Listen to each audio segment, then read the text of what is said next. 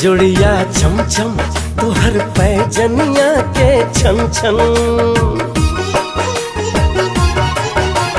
रे तिजोड़िया चम चम तोहर पैजनिया के छन छन सुन के नेहते बता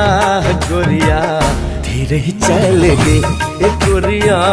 धीरे चल गे रे तिजोड़िया चम चम तोहर पैजनिया के छन छन सुन के नेहते बता गोरिया धीरे चल गे गोरिया धीरे चल गे।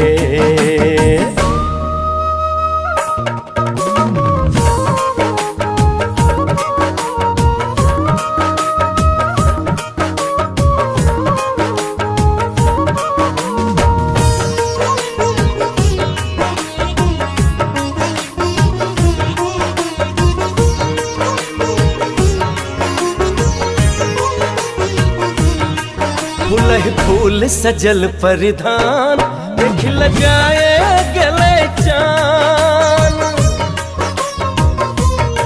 फूल फूल सजल परिधान देख लगाए गले चान तोहर गाल के रंग गुलाबी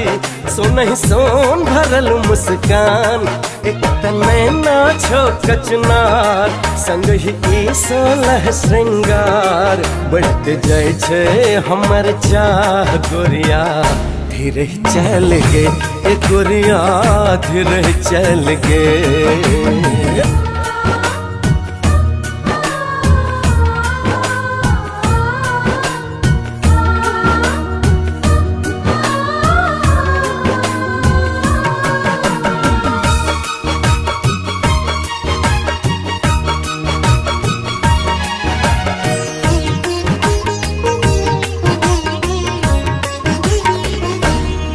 एखन यौवन छौ भरपूर क्या घमंडे भेले चूर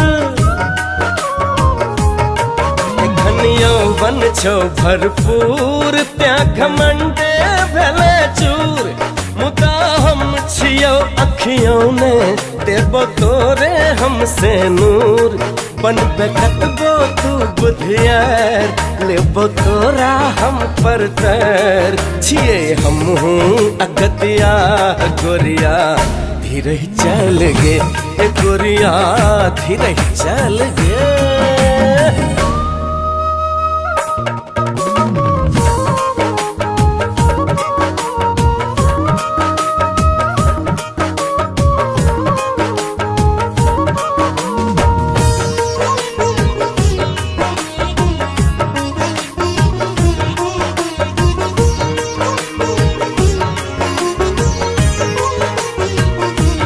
चढ़लो केहन तोरा रंग देख दुनिया भेले दंग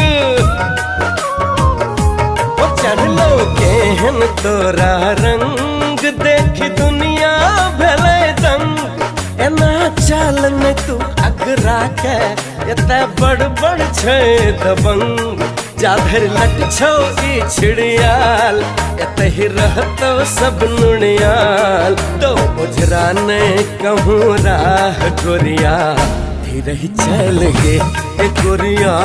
धीरे चल गे रे तिजोड़िया चम चम तोहर पैजनिया के छन छन सुन के नेहते बता